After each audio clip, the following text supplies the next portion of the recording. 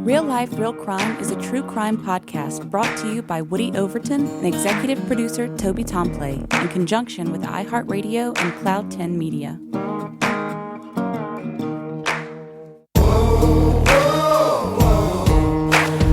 have the right to remain silent.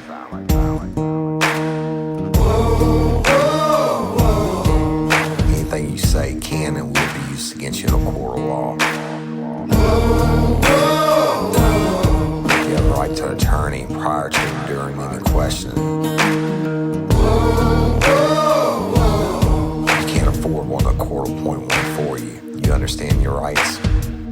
Your crime spree was over, son. Yeah, you thought you had it licked, but Detective Overton made you should have turned to shit.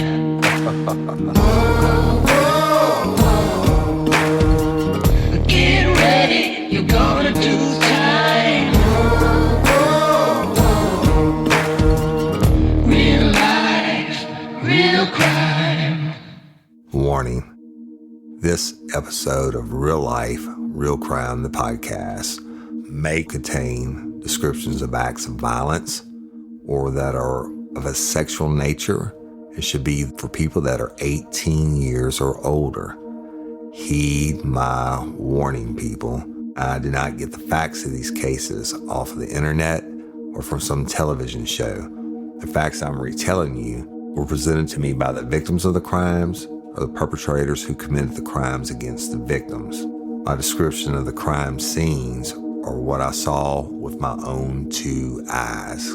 If you're gonna get offended, please turn this podcast off now. Thank you. Hello, everybody, and welcome to this episode of Real Life, Real Crime, the podcast. As always, I'm your host, Woody Overton. And before we get started, just want to say a quick couple things. Prayers going out to everybody in Louisiana still recovering. Me, myself, I'm still 17 days without power or water, home destroyed, etc. But we're safe. Thank you for all your well wishes and prayers. But there's a whole lot of people out there who are in a lot worse situation than I am. And so we're going to keep praying for them and, everybody pull together and we'll get through this. Okay. Secondly, the Real Life, Real Crime community app on the App Store. Y'all, I'm getting away from Facebook because of the censorship and everything else. And they have the seven different media pages or social media pages, etc. And instead of me having to go through and look at all those every day, I can go to one spot. But it's a lot more than just those 7 pages. It's daily updates on things. It's just so much. It's free. Go download it. You can check it out. It's awesome. It's well worth it. We have almost 36,000 members in the crew page. It's getting away from me, y'all. I'm telling you, it's going to be in the app. Doesn't cost anything, and we're uncensored. That being said, let's get back to where we left off last week and start part 3 of Mr. Nice Guy. Now, the first thing I want to say about it is Mr. Nice Guy. I caught some flack about naming this episode Mr. Nice Guy, okay? Because obviously this asshole is anything but Mr. Nice Guy, and it's the most sickening crime you can hear about. Guess what? Go back and listen to the first episode. I told you that the Louisiana State Police Crime Lab collected a package of Mr. Nice Guy, which is the potpourri this asshole was smoking in his pipe from right by the door where they had to fight him, okay? That's what he was smoking. That's why I named the episode Mr. Nice Guy. And yes, I agree, he's anything but a nice guy. So when I left you last week, I was discussing I was reading you his letters, his direct letters to the court, right? And I was discussing, I was at the point where how he's saying he's in this clear psychotic break and he's having all these hallucinations and everything else, but, he can remember everything, right? So he's full of shit. No doubt the dude was fucked up. I get that, right? And no doubt but he wasn't so fucked up that he couldn't remember everything afterwards, including that he was, punched in the face by cops. He was supposedly tasered in between his testicles and his anus, and even at the hospital, he knew the officer's name that allegedly pulled the barb out from that taint. Shouldn't have said that. When we say taint, it taints your balls and it taints your ass. I'm going to say it anyway. I call that spot the taint because it taints your balls and it taints your ass. And I know it's not funny, y'all, but he remembers all this, right? But in his pleadings, he's on a clear psychotic break. And the main thing that really pissed me off about everything thus far, all his ramblings, how great he is and everything else, he never mentions killing his baby. And so we'll continue from there. So, but that's how we left you last. He remembers everything, but he's under this clear psychotic break. Now, going back to his letters to the court. Now, remember, he's not even supposed to have an appeals process because he pled out. So what I'm going to do, y'all, now is I'm going to continue with his letters to the court. A lot of it's legal mumbo jumbo, so I'm going to skip through some of it, and then I'll get to the meat of the matter, and it's just you'll see what kind of special asshole this guy is. So his next challenge to the court is double jeopardy. He's saying he can't be tried for the murder of his wife, which she didn't die, but he pled to attempted second-degree murder. Or whatever the fuck he pled to. He pled to the attempted murder, right?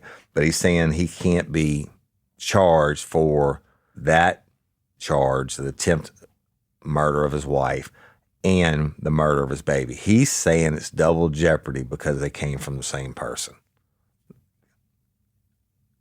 That's the fucking craziest thing I ever heard, and I hope I never have to hear it again. But let me just read a little bit to you, okay? And some of this is going to sound repetitive, but again, this is him saying the same thing. On October 23rd, 2012, the petitioner suffered a severe psychotic episode. In a state of extreme fear and panic, the petitioner managed to call 911 in an effort to get help. Shortly after the call connected, the petitioner completely lost touch with reality and began experiencing, then reacting to, terrifying hallucinations. During this psychotic episode, in which the petitioner was severely psychotic and unable to distinguish right from wrong, he severely injured his pregnant wife. Thankfully, the 911 call connected, making it possible for first responders to provide her with the medical attention she needed. Although the petitioner called 911 for himself, the call ended up saving the life of his wife. Fucking hero, right? The petitioner's wife was brought to the hospital, and the fetus was brought to the funeral home in Denham Springs, Louisiana. Later that night, the funeral home cremated the fetus by mistake. The fetus was never examined by a licensed physician, and an autopsy was never performed. No cause of death has ever been established, making the official cause of the death unknown.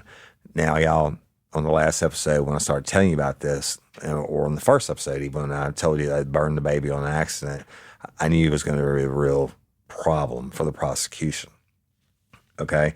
Because that's the reason you do autopsies, is so they can establish a cause of death. I can promise you the cause of death would have been the skull, not the slashes on his back and his buttocks, but when they said it was a jagged cut across almost from ear to ear, penetrating the skull on that baby. I wasn't there. I'm not a doctor, but I would think that would kill the baby. The baby was still attached to the umbilical cord at that time. Moving on. The state of Louisiana assumed the fetus died because of the tragedy, and they used evidence from a separate offense to convict the petitioner. There are thousands of stillborn babies born every year, and with the victim's history of miscarriage, gestational diabetes, abdominal pain, and early contractions, there is reasonable doubt. Furthermore, the petitioner's wife was admitted and spent the night in the hospital less than a week before the tragedy, suffering from abdominal pain and real contractions. Okay, It's the wife's fault now. He's going to try to say the baby was dead before he sliced it up. Continuing. It is impossible to know for sure if the fetus was alive at the time of the tragedy. The petitioner's wife believes the unborn child was alive, but one must take into consideration that she was suffering from extreme blood loss and more than likely in a severe state of shock. It is unclear as to her mental condition at the time of the tragedy, making her statements questionable. Well, fuck yeah. Yeah, you got it right. She was suffering from severe blood loss and probably in a state of shock. You lucky the motherfucker live, because she hadn't, you'd be on death row. But going back, and doesn't even call it his child. Just says the unborn child. The petitioner's wife believes the unborn child was alive, but one must take consideration she was suffering, blah, blah, blah, blah, blah. It is unclear as her, the fucking gall of this bastard, right? Now, I mean, I'm just going to continue. Because the funeral home destroyed the evidence, all right, that pisses me off. The evidence, not my son, unborn or not, but because the funeral home destroyed the evidence. Now his own child has been knocked down to the class of evidence. Because the funeral home destroyed the evidence and an autopsy was never performed, the state of Louisiana used the same evidence from the attempted manslaughter charge to convict the petitioner of first-degree feticide. Because the state used the same evidence for the two separate offenses, it violated the double jeopardy principles, thus violating the rights of the defendants. Fuck you. I mean, come on, man. Doesn't even make any sense, all right? First of all, the state didn't convict you of shit, you fucking ass monkey. You fucking pled out to this. You agreed to this in an open court, sworn testimony, the whole 9 yards. So this shit y'all shouldn't even count, but just shows you shows no consideration, never calls it his baby that he mutilated, much less his wife. And I mean, saying it's double jeopardy because he slashed his wife's stomach open, the attempted murder charge, that they used that evidence and they had no evidence on the baby, the fetus side. Bullshit.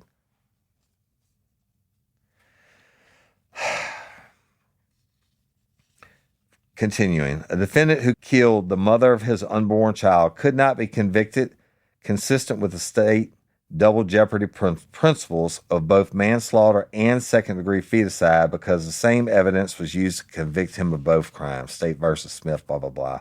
Manslaughter and feticide were separate and distinct crimes because the killing of the mother was an element of manslaughter, not feticide, and the killing of the fetus was an element of feticide, not manslaughter. State versus Smith.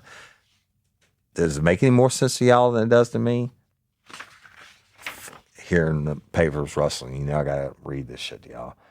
Stupid. Continuing. Defendant's conviction for both feticide and murder violated the same evidence test and double jeopardy attached to the feticide conviction. The evidence needed to support the murder conviction was the same as for the feticide conviction. State versus Powell. In conclusion of Claim 2, the state knew the petitioner was not guilty of first-degree feticide, and they didn't have the evidence to support a conviction. Yet, the state of Louisiana ignored the rights of the defendant. In addition to knowing the petitioner did not have the required mental element of specific criminal intent for a conviction of first-degree feticide, the state continued to ignore the rights of the defendant by violating double jeopardy principles. The petitioner believes the conviction of first-degree feticide in this case is unconstitutional and should be reversed, then dropped altogether. The petitioner prays that justice will not be one-sided and the state will obey the law and correct its error. Again, he's a lawyer now, and he's telling the courts how to do their job, and he's saying the state got it wrong. Guess what, Dick Stick? You fucking confessed to it in open court. You're not even supposed to have this appeal, but the world needs to know you don't give a fuck about your unborn baby. continuing. All right, y'all, what I'm going to read you now is just rambling letter that he wrote to the court about his attorney and the district attorney. In the last week before trial, Jasper Brock, the public defender, tried everything he could think of in an effort to get the defendant to accept the plea agreement. He brought a laptop computer to the jail so he could show him the terrible crime scene photos and play the audio from the 911 call in which you could hear his wife screaming in the background. In parentheses, he puts, "This emotionally tormented the defendant." Jasper Brock went on to say that the judge told him, and I quote, "If he loves his wife like he says he does, he would not put her through this trial process." Jasper Brock said there was less than a 1% chance of winning the trial. He said that going to trial would be foolish and that the defendant would be making the second biggest mistake of his life, with the first biggest mistake of having bought and smoked the synthetic marijuana in the first place. Jasper Brock said that the victim, parentheses, the defendant's wife, did not want to testify at the trial and was having extreme anxiety, panic attacks, and was in emotional torment knowing she may be forced to testify. Parentheses, the defendant was troubled by these statements and did not want to inflict any more pain on his wife. Well, husband of the year here, y'all. He's saying first of all, Jasper Brock is a good dude. I went up against him 1,000 times. I've done some private work for him on the defense side. He's a straight shooter, but he's actually doing his job, which is telling his client what your options are. Yeah, we can take this shit to trial, but you got less than 1% chance of losing, and they're going to hammer your ass, and that's the truth. And so he went out like a little bitch. He couldn't run like a little bitch, but he pled like a little bitch because he knew he was going to get the death penalty. Jasper is probably one of the best public defenders out there. And he doesn't just do public defender work, y'all. You have to be certified. He has his own private practice, but he takes on X amount of public defender cases for the court. So, but then you go down to, he's saying, if you go to trial, this would be the biggest mistake. Hey, y'all, let me tell you about Gobble. All Gobble meal kits are pre-prepped. That means less work for you and less waste in your kitchen. Their meal kits include everything you need so you can save time at the store or just skip that trip entirely. I got the box in and I had 3 different meals. I had a Kung Pao chicken, crispy fish tacos, and a beef bourguignon, however you say it. But let me tell you about the classic beef bourguignon. Look, it came with beef pot roast and a beef broth concentrate, red wine demi-glace, cremini mushrooms, cipollone onions, mashed potatoes, baby carrots, and rosemary thyme butter. It was so easy to make. Literally like 15 minutes it took Cindy. And let me tell you something, all the dishes were fire, but this thing was like a taste explosion in my mouth. It's just unreal. We've got to spend more time together and more time doing the things we love because everything came in this one single box right to my door. So see what a difference Gobble will make for your household. Right now, they're offering my listeners a fantastic limited time deal. You get $120 off across 4 boxes plus free shipping and free cookies. And let me tell you, those cookies, I ate one that was sin-baked and it was delicious. Go to gobble.com/reallife. That's GOBBLE.com/real-life for $120 off your first 4 boxes. This offer is not available on the home site, so don't miss out. This is genius. It's taste explosions in your mouth like you never had. Spark something uncommon this holiday with just the right gift from Uncommon Goods. The busy holiday season is here, and Uncommon Goods makes it less stressful with incredible hand-picked gifts for everyone on your list, all in one spot. Gifts to spark joy, wonder, delight, and that's exactly what I wanted feeling. Hey, y'all, I ordered a super cool piece. It's a candle with a sculpture of an LSU Tiger Stadium on top of it. And each officially licensed laser cut wooden replica features up to 4 layers of detail, creating a bird's eye view of a specific football field, seating section, and more. And every label includes your stadium's name, the team's logo, and school location. And it has a coconut, soy, vegan wax infused with sandalwood smell that creates tailgates and touchdown scent profile, reminiscent of game day. It's invigorating like fresh cut grass and nostalgic like smoke from a pre-game grill, and calming like the crisp autumn air of a new semester on campus. Y'all, I love it. I have it at the base of my TV, and I'm ready to watch the Tigers play on Saturday night, right? Uncommon Goods. Look, when you shop at Uncommon Goods, you're supporting artists and small independent businesses. And many of their handcrafted products are made in small batches. So shop now before they sell out this holiday season. Uncommon Goods looks for products that are high quality, unique, and often handmade or made in the U.S. They have the most meaningful, out of the ordinary gifts anywhere. They even have gifts you can personalize. From holiday hosts and hostess gift to the coolest finds for kids, to hits for everyone from the book lovers to diehard sports fans. Uncommon Goods has something for everyone, not the same old selections you can just find anywhere. And with every purchase you make at Uncommon Goods, they give $1 to a nonprofit partner of your choice. They've donated more than $3 million to date. So to get 15% off your next gift, go to uncommongoods.com/RLRC. That's uncommongoods.com/RLRC for 15% off. Don't miss out on this limited time offer. Uncommon Goods, we're all out of the ordinary. Besides you smoking that shit that said not for human consumption, right? And then, but I'm just was tormented because he played the 911 call, and I got to see pictures of the crime scene. Well, bitch, you a little while ago, you wrote to the court earlier that you remembered everything. So, but now you're worried about your wife's feeling. You weren't worried about your wife's feeling when you gut her like a fish and slice your baby up. The public defender said the upcoming trial date was certain and would not be rescheduled like it had been in the past. The defendant called all of his witnesses to see if they had made preparations for trial. They all said they had not received a notice to appear in court. The defendant then realized that the state and the defense attorney had no intentions of going to trial and was depending on coercion in order to obtain the conviction they wanted. Well, that's bullshit too, y'all. When you come to trial week, the first day, they might have 50 people scheduled to go to trial, but it's the highest priority one, the one that's been waiting the longest. Not the highest priority by crime, but how long it's been going on, et cetera.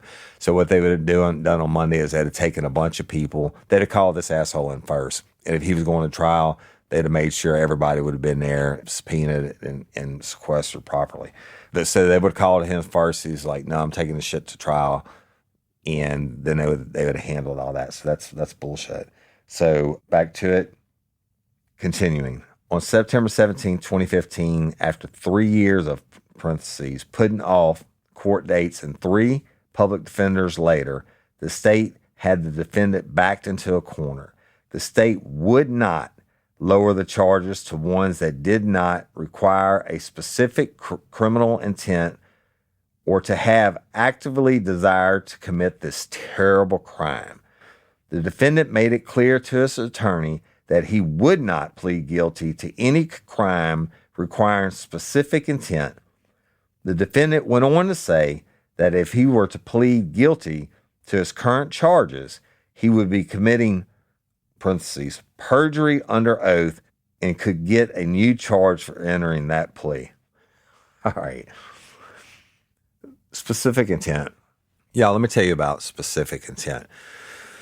Specific intent doesn't mean you have to sit around and plan shit for a year on how you're going to dump the body and, how you're going to kill them or whatever the fuck. Specific intent is this.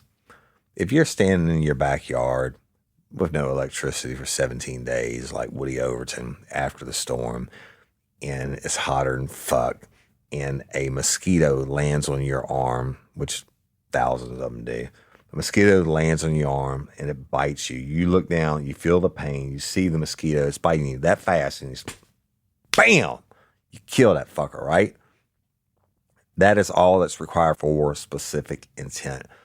In my mind's eye, this douchebag smoked shit that he knew was not fit for human consumption. I don't give a shit how much he researched the fancy websites and that he thought it was coming through the mail so it would be safe. Bullshit. It's no different if you come over and I give you some bad moonshine and it makes you go blind 20 minutes later when you're driving your car and you kill somebody. You're absolutely fucking guilty, okay? Who's to say in his mind's eye at what point he decided, you know what? I'm gonna cut my baby out of my wife's. First of all, I'm gonna slash her throat. Then I'm gonna cut the baby out of her stomach, and I'm gonna dig around in it. At some point, when he picked up a knife, you can't say one way or another about smoking synthetic marijuana. You know, obviously he can remember everything that happened, so I don't believe the bullshit about the total break from reality. Probably had some hallucinations. Nah, I don't doubt that. But at some point, he specifically picked up a knife and slit his wife's throat. And I hate to keep saying to y'all, but it's the damn truth. He cut her open and took that baby out and cut it up. All right? So it's bullshit. Continuing. But no, I got to go back for a second. I love he's down for first 3 feet aside. He is so blessed that his wife lived, and my heart goes out to her. It really does, y'all. He's so blessed that she lived because he would be on death row. But he says, I can't plead to anything guilty requiring specific intent because I might catch a perjury charge.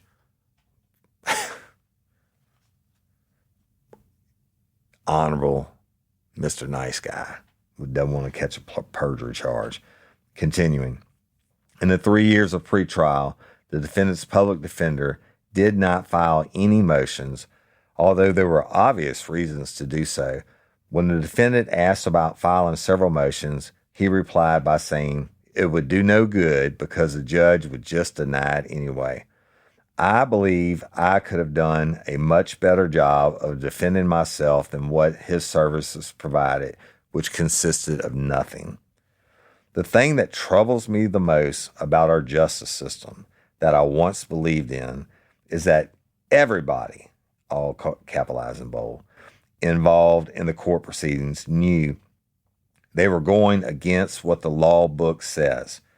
The judge, the district attorney, the ADA, and the public defender knew these charges required specific intent for conviction, but decided to ignore what our justice system is supposed to represent. Sadly, this experience has taught me that our justice system is about politics and getting reelected. Justice, fairness, and equality takes the back seat. Oh, Lord. Real life, real crime. The world is racing to get back to normal and start meeting up in person again. But after the year we've all had, getting back to feeling normal takes time. I know it's taken me time to get used to y'all to going to meetings again and catching flights and stuff like that, and it just stresses me out. If you're feeling overwhelmed by it all, you're not alone. It's important to find the support you need to face those feelings and move forward. Y'all, I use Talkspace. It's an online counselor program, and if I need to talk to somebody and just blow off steam about anxiety or whatever, they're there for me. So whether you're a parent, student, millennial, or just someone having a hard day, Talkspace can provide the support to help you feel better with a single message. Talkspace offers individual and couples therapy in addition to medication prescription services. Set goals with your therapist, and they can help you make sure you're really progressing. Talkspace therapists help you develop tools to cope in difficult times. Talkspace works around your schedule at your convenience. Send and receive unlimited messages with your dedicated therapist in the app. Schedule live video sessions with your licensed therapist from anywhere. Whether you're experiencing depression, anxiety, or other problems, Talkspace is the #1 online therapy platform to help you sort through any issue. Thousands of licensed therapists are available for you to match with. Talkspace therapists are experts in dozens of specialties, including anxiety, depression, relationships, and more, to help you start feeling better. Start feeling better with a single message. Match with a licensed therapist when you go to Talkspace.com and get $100 off your first month with promo code REALCRIME. That's $100 off when you use code REALCRIME at Talkspace.com. I just don't even know what to say. The whole justice system was out to get him, right? They made him smoke that Mr. Nice Guy. They made him commit 99% of the time. He calls it a tragedy. I call it a fucking horrific, beastly act. So now everybody's in cahoots. Even his own attorney, they're all against him. And they doing it all for political reasons, okay? Continuing. In 2009 and 2010, Louisiana began experiencing increased incidents of individuals consuming synthetic cannabinoids. And y'all, I probably said it wrong. He definitely spelled it wrong. As alternatives to marijuana, as well as increased incidents of individuals consuming substances which mimic the effects of amphetamines and cocaine, which are marketed as bath salts, fertilizers, and insect repellent. These substances, which have been sold throughout Louisiana in retail establishments, have produced symptoms such as high blood pressure, severe hallucinations, anxiety, vomiting, seizures, delusions, and suicidal thoughts. The chemical compositions of these substances make them relatively easy to alter by chemists, resulting in the rapid production of new substances which circumvent statutes outlawing the production, manufacturing, possession, and distribution of controlled dangerous substances having similar abuse potential and pharmaceutical effects. Okay, get this.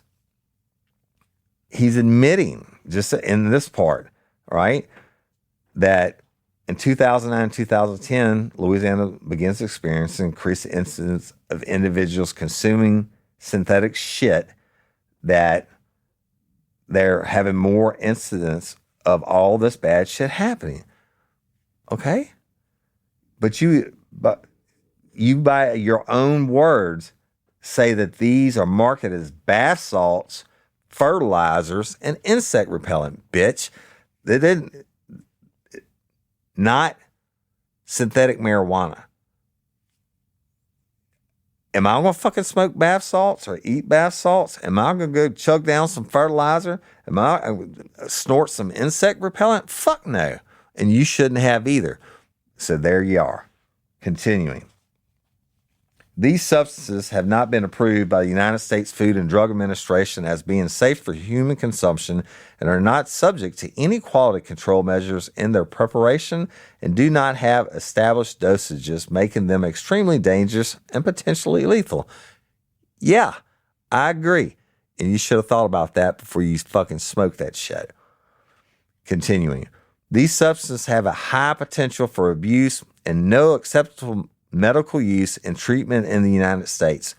There is a lack of accepted safety for use of these substances under medical supervision, making these substances highly addictive and potentially lethal. Wait a minute, Hoss. Earlier you were saying it's the greatest because you're better than the doctors. The doctors prescribed you your shit for anxiety or whatever the fuck your problem was, and it didn't really work for you, all these doctors. So you decided you're smarter. You were going to self-medicate with alcohol, and then, you know what? But you never got a DWI. Remember that? Oh, that was beautiful. And so you self-medicate with alcohol, but then you find this miracle drug. You said it. Oh, it relieved everything. I had more energy, and I slept better. No more hangovers, and the whole 9 yards, and best shit in the world. Now you telling the court it's not? Continuing. Y'all, on this he discusses feticide, and I'm going to read it to you. just so you know. And then at the bottom, he's going to tell you why he's not guilty of it, okay? And he got this wrong. What a dumbass. He put LSA-RS as LA-RS 1432.6, first-degree feticide. First-degree feticide is the killing of an unborn child when the offender has a specific intent to kill or inflict great bodily harm, or the killing of an unborn child when the offender is engaged in the act or attempted perpetration of an aggravated or first-degree rape, forceful or second-degree rape, aggravated arson. All y'all, the rest of the shit doesn't apply to him. The first part did. Argument and notes. First-degree feticide requires the accused offender to have a specific intent to kill or to be engaged in one or more of the listed felonies. 2. The court-appointed sanity commission concluded that the defendant suffered a complete break from reality and was unable to distinguish right from wrong during the commission of the offense that took place on October 23rd, 2012. Bullshit, y'all. When he smoked that shit that says not for human consumption, he is responsible for his actions, period. Continuing, third section. The defendant was not engaged in any of the listed felonies, nor did he have the required specific intent to do his mental condition during the commission of the offense. As a result, it is impossible for the defendant to be guilty of first-degree feticide. Yet, he is in prison doing time for that crime. One could say he may be guilty of second or third-degree feticide, but the fetus never received an autopsy. Therefore, no cause of death has ever been established. See the funeral home report. And y'all, I don't know what the chances are of this baby being burned up and autopsy not getting done. I don't know why God let it happen like that, but it is what it is. But I think if it would have gone to trial, you get 12 normal people who have kids and grandkids and brothers and sisters and nieces and nephews, and they would have showed the photographs of the baby and the damage done to that baby. There's no doubt in my mind he'd have got convicted of first-degree feticide, period. So the specific intent, I argue that he specifically and with intent smoked that bad shit, Mr. Nice Guy. And it is what it is. Continuing, now he wants to talk about manslaughter. And again, he fucking titled it wrong. A homicide, which would be either Article 30, first-degree murder, or Article 30.1, second-degree murder, but the offense is committed in a sudden passion or heat of blood immediately caused by provocation sufficient to deprive an average person of his self-control and cool reflection. Provocation shall not reduce a homicide to manslaughter if the jury finds that the offender's blood had actually cooled or that an average person's blood would have cooled at the time of the offense. Now, this is the actual definition for manslaughter. Section 2. A homicide committed without any intent to cause death or great bodily harm. All right. Now he's going to attempt. Any person who having a specific intent to commit a crime does or omits an act for the purpose of intending directly toward the accomplishing of his object is guilty of an attempt to commit the offense intended, and it shall be immaterial whether under the circumstances he would have actually accomplished his purpose. There's a reason I read those definitions. Here's his argument. This is his words. Hey ladies, are you feeling overwhelmed by hormonal changes? Well, you're definitely not alone. There are more than 1,000 hormone disruptors living in our environment right now. It's in your food, your water, the air you breathe, the clothes you wear, your skincare products. They all mess with your hormones. Then there's the natural hormone changes Your body goes through it, premenopause, menopause, and while it's a natural process, it doesn't mean you have to suffer through it. The good news is you don't have to suffer through it anymore because now you have hormone harmony, a formula made only with herbal ingredients that are shown to reduce hormonal symptoms in women of all ages. Hormone harmony is not just a hormone support and supplement, it's become a phenomenon. Women can't stop talking about it on social media. A bottle of Hormone Harmony is sold every 24 seconds. And the biggest benefit? Well, my wife says it makes her feel like her own self again. And that's what women mention over and over in the reviews. And there are over 30,000 reviews for Hormone Harmony. And for a limited time, you can get 15% off your entire first order at happymammoth.com. Just use code RLRC at checkout. That's happymammoth.com and use code RLRC for 15% off today. That's happymammoth.com and use code RLRC. Number 1, the offense was not committed in a sudden heat or passion because there was no provocation and no motive and no specific intent. The offense was a tragic act of insanity and possible criminal negligence. Y'all, you heard that? Possible criminal negligence.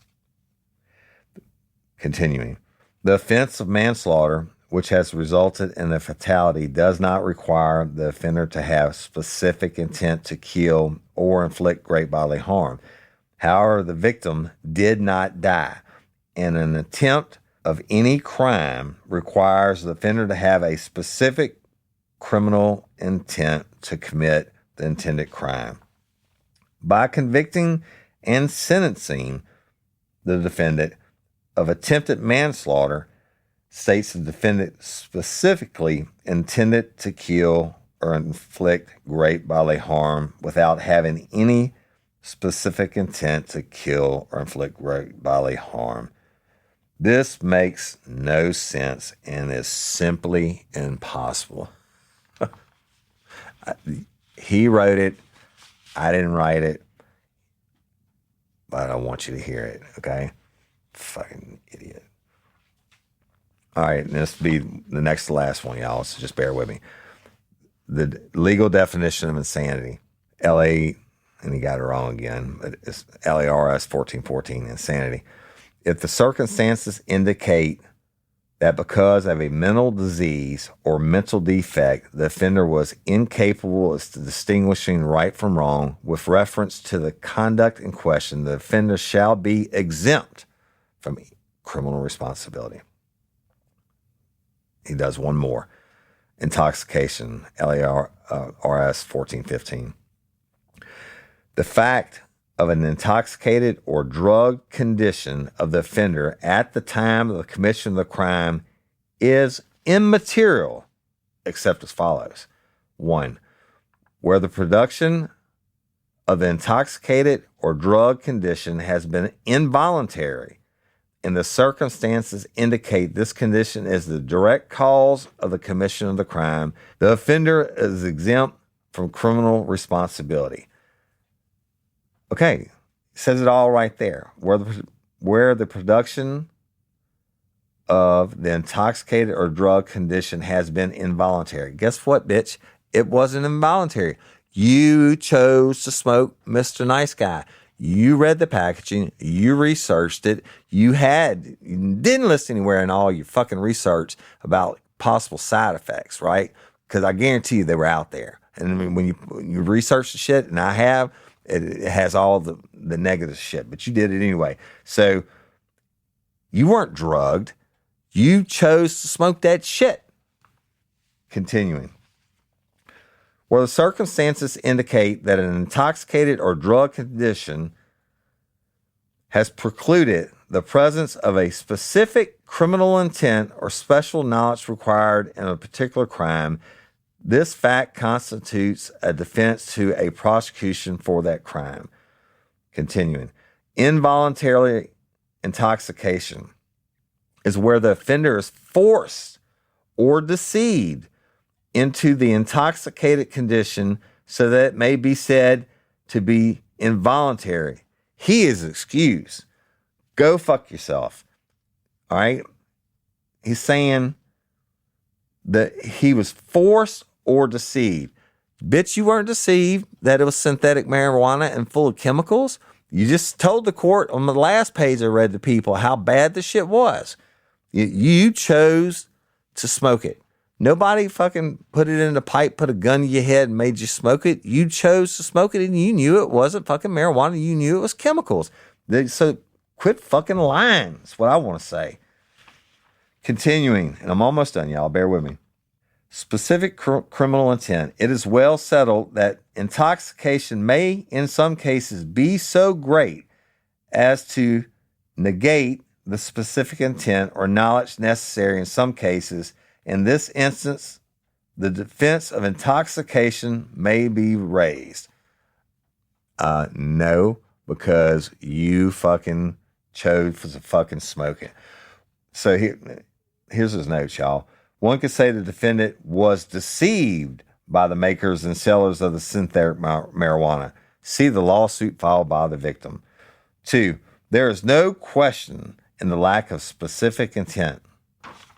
Fuck yourself. All right, and I'm going to conclude it right here. This is his conclusion, not mine. In conclusion of this pro se brief, if I were allowed another 31 pages, I could have easily filled them with how I had ineffective assistance of counsel and how I was coerced into believing I had no other options. During my sentencing on September 17, 2015, my anxiety levels were so high, I was shaking and crying. I believe I was not completely aware what was taking place in the courtroom. Furthermore, my attorney had assured me that a no contest plea was not the same as a guilty plea. During the sentencing, the ADA read out the original charges of attempted murder and first-degree feticide. I had to stop the ADA because that's not what I agreed to. The ADA fixed the attempted murder charge, but not the first-degree feticide charge. My public defender once again assured me that it didn't matter because I was not pleading guilty. So I pled no contest to attempted manslaughter and first-degree feticide, and I was under the impression that I kept my rights to appeal the pretrial issues. I pray the Court of Appeals will grant one of the following. Change my conviction and sentence to one that does not require specific criminal intent for conviction. 2, allow me to withdraw my plea in exchange for my original charges and await trial or new plea deal. 3, grant me the right to appeal pretrial issues. Thank you, 1/31/2018. All right, I'm going to address this. This is important, and I'm shutting it down. Y'all, if he had another 31 pages, he could ramble more and more bullshit about how great he is and how he got fucked over, okay?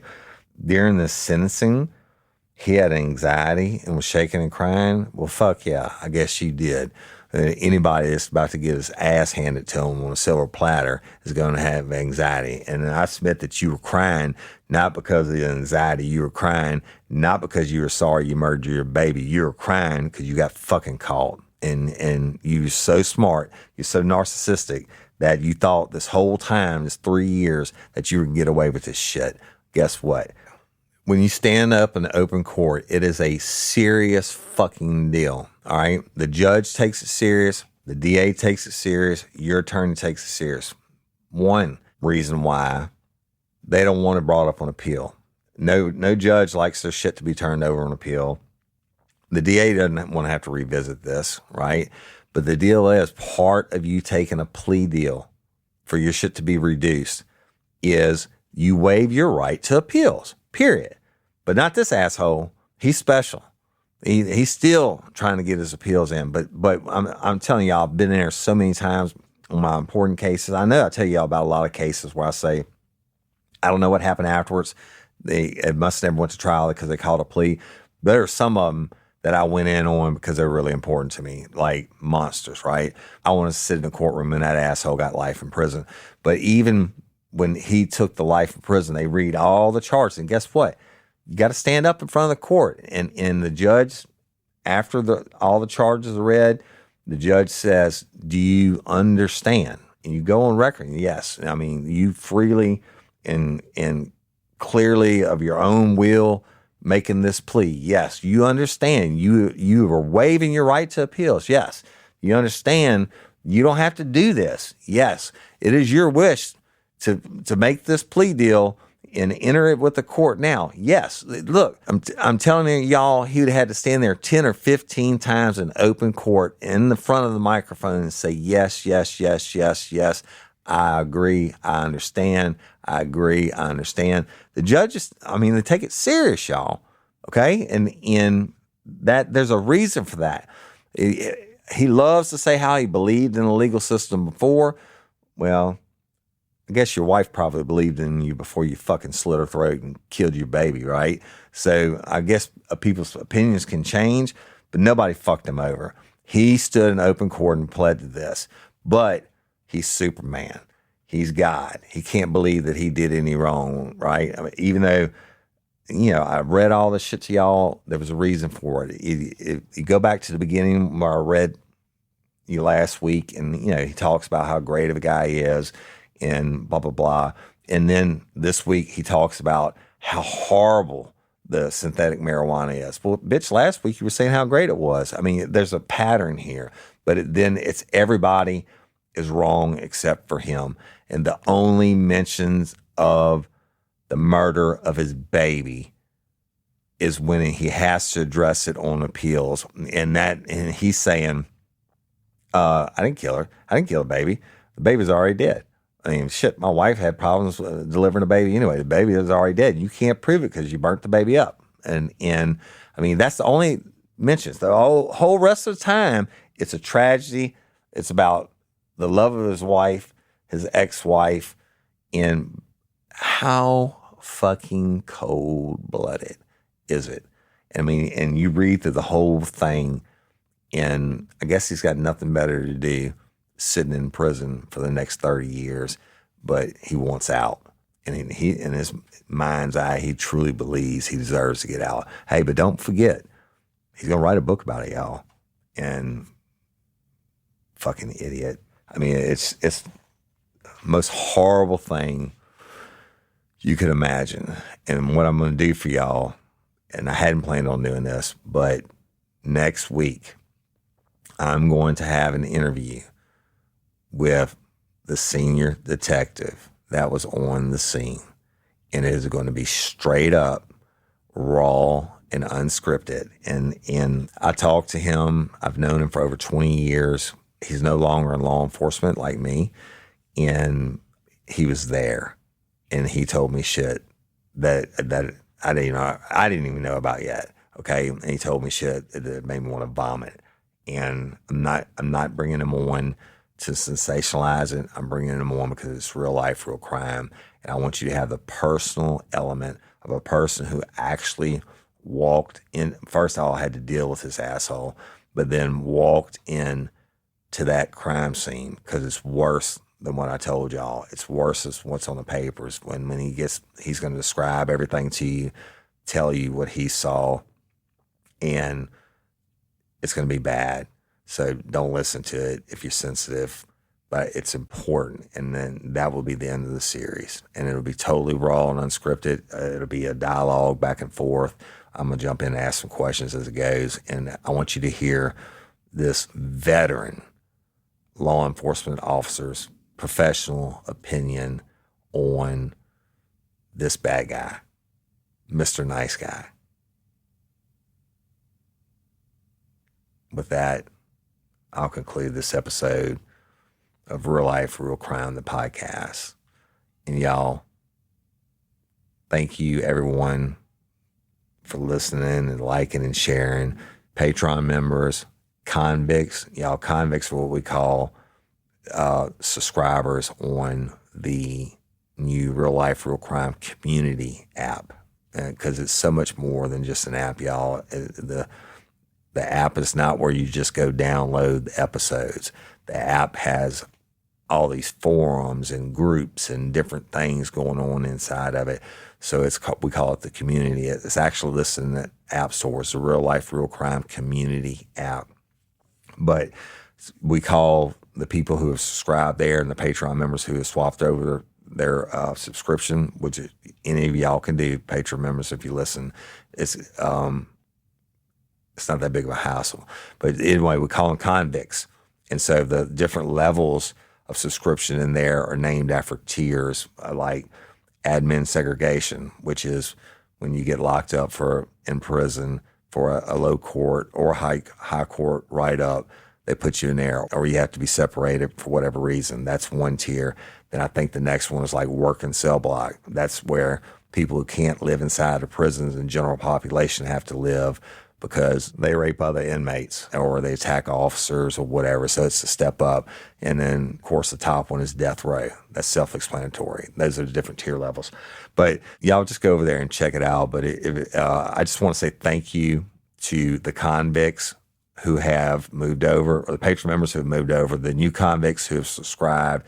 This show could not run without you, and I appreciate it. To all lifers, if you can't be a patron member or a convict, I get it.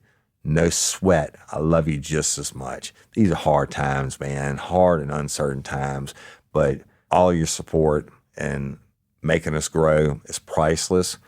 Our new partnership with iHeartRadio and Cloud 10 Media, y'all, this week they're going to start running commercials for Real Life, Real Crime on all the different shows. So we're going to continue to grow. I'm thankful and we're blessed to have them as partners. And I just love each and every one of y'all so much. Thank you from the bottom of my heart. And if you are a lifer from, give me some more, Toby. South Zimbabwe. If you're a lifer from South Zimbabwe, I don't even know if I can say that right.